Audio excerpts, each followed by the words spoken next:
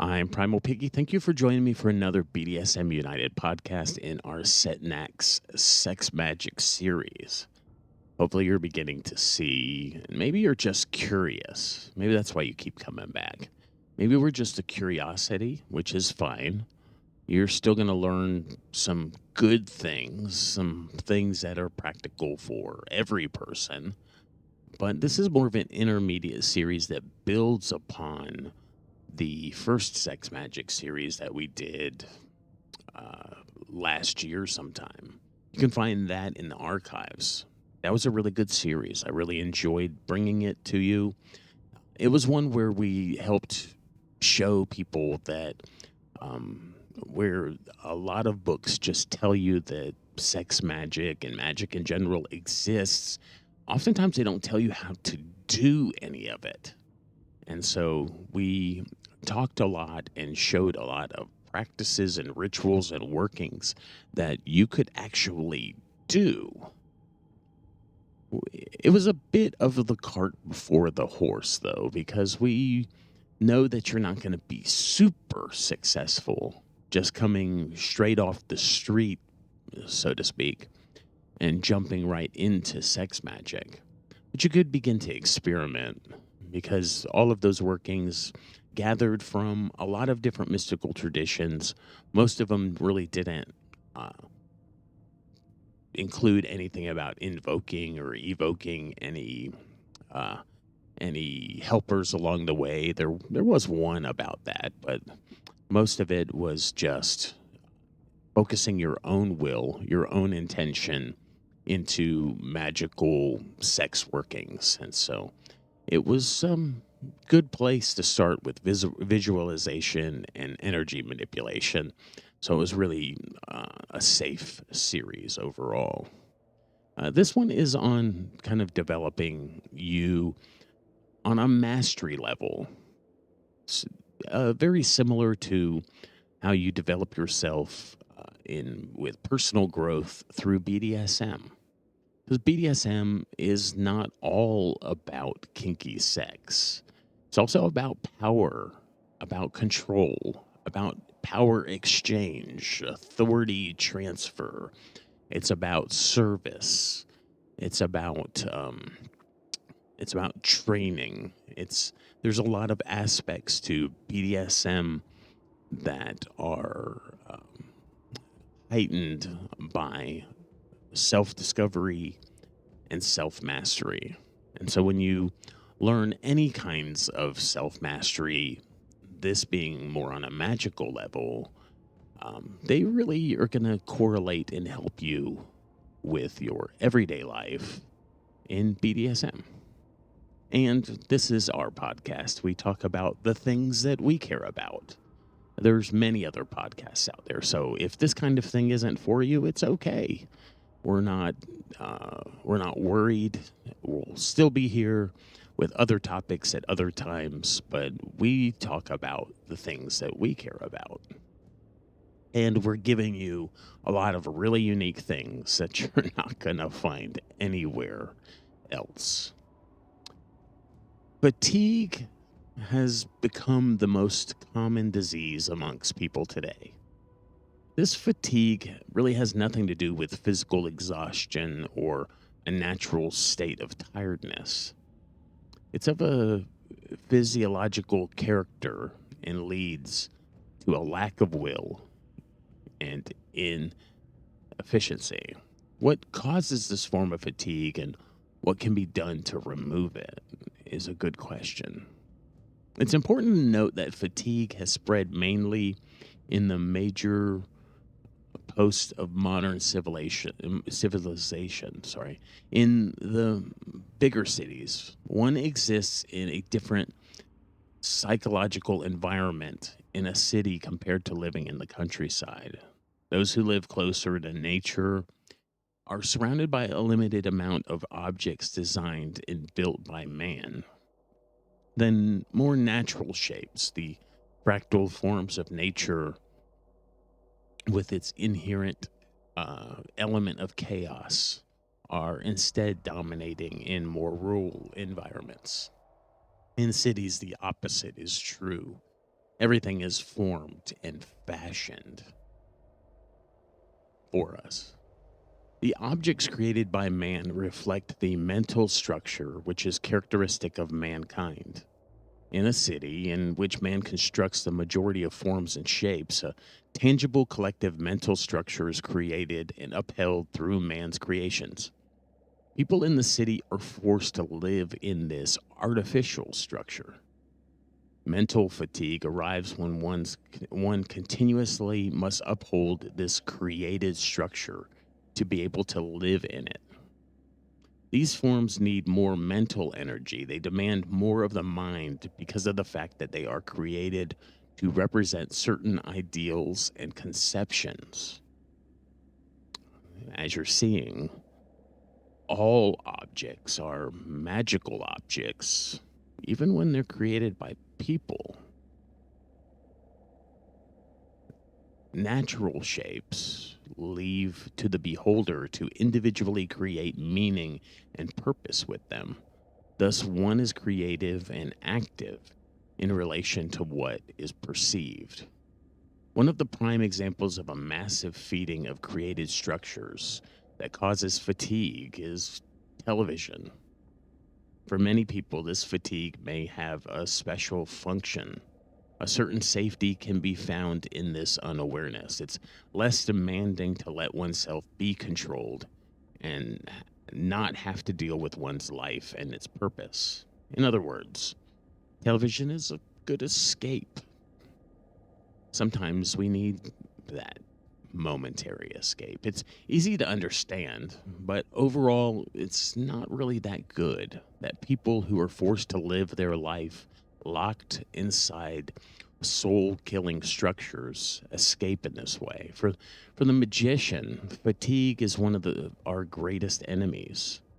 The magician's goal is to control life and individually create your own personal situation.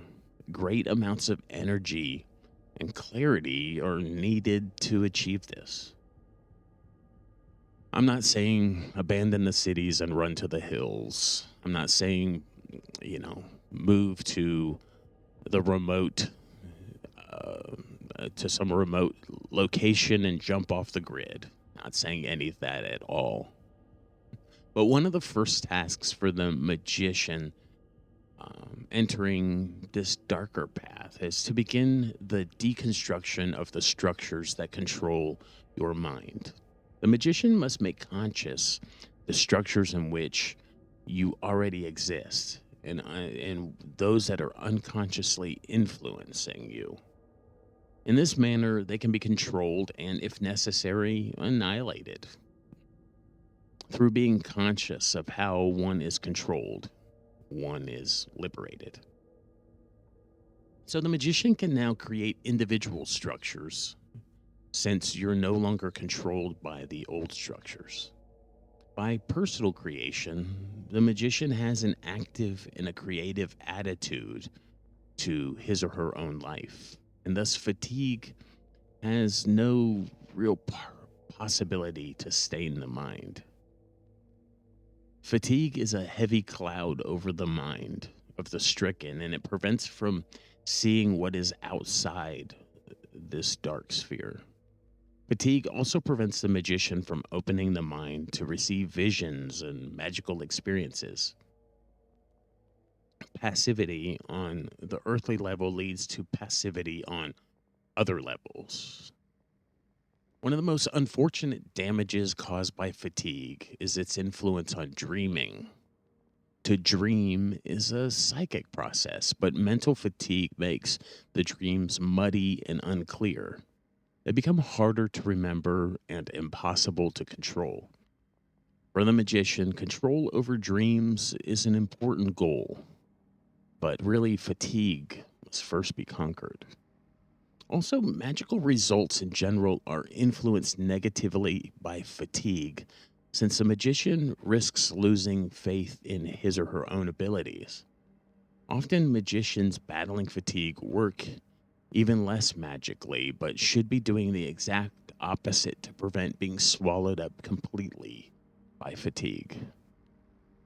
By actively continuing whatever magical workings that you do, the magician is constantly battling fatigue. It's in the actions, not the results, that are most important in the life of the magician. Results do matter because we're trying to create something here, but really the actions are important in battling inactivity and battling fatigue. Magic is the path of action. To do is magic. By forcing oneself to be active, one will automatically reach the desired results. I know this to be true. If I go too many days without recording podcasts and publishing them, that lack of activity will consume me. It'll become the new norm, the new regular.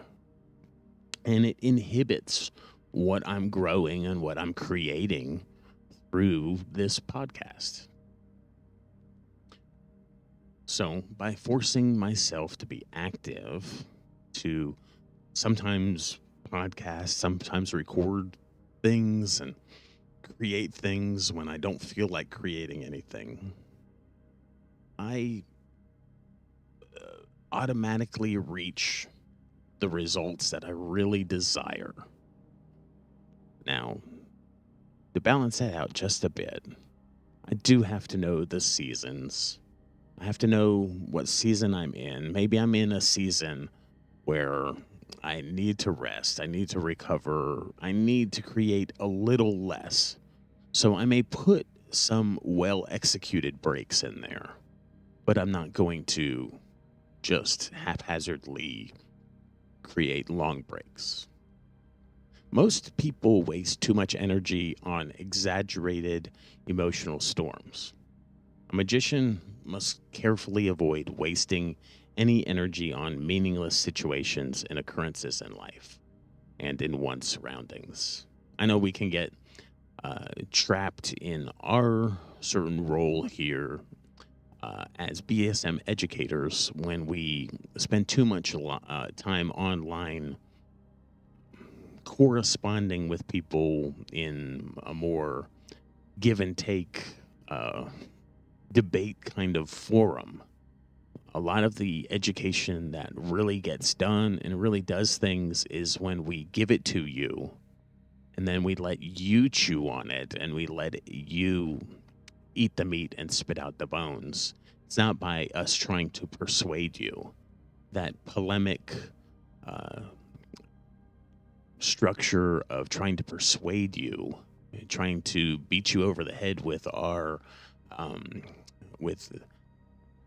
correct teachings, so to speak, is a lot of wasted energy.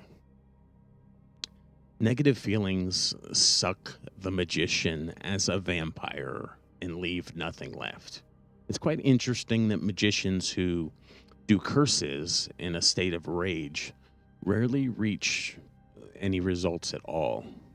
They've wasted all the energy on themselves and their rage instead of putting it properly into the place that they're trying to put it.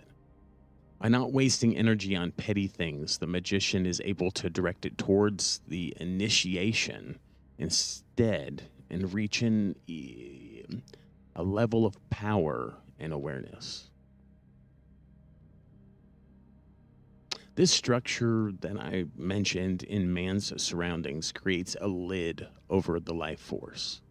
By easing this structure, the life force is released.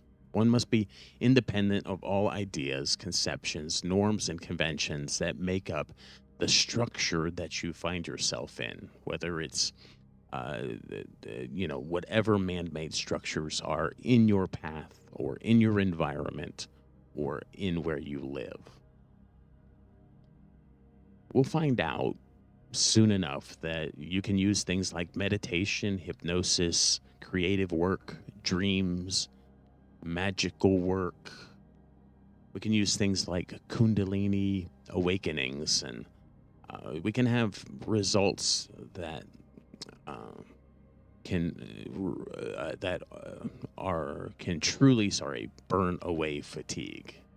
We'll get to all those things a little farther down the road. The most suitable place for most of our workings is out in nature, oftentimes at night when things are just kind of resting around us, with more natural shapes around. The magician will be more easily open to the mind.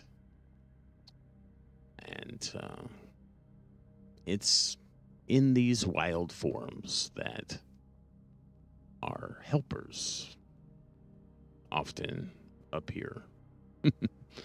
We'll get to that more as we unfold. I'm Primal Piggy. Thank you for joining me for this BDSM United podcast. In our Setnakt Sex Magic series, we're on a much deeper level. Again, maybe you're just listening to this podcast out of curiosity. Maybe we are the curiosity to you. You're wondering why you're finding magical things on a BDSM podcast. It's because it's something we care about. We realize that there's a correlation between the types of mastery that you're going to do in any kind of thing. It just happens to be mastery in magical practice that we're talking about. But it correlates into other kinds of mastery in your life. Other kinds of personal development that makes you better at relationships, better at power exchange, better at giving kinks, better at being more intentional and mindful and having a better connection with your partner or your play partner. Just better connections to your local community. You'll find a lot of correlation there. You can find all of our resources at www.bdsmunited.com. It was a joy bringing this episode to you, and I'll talk with you again soon.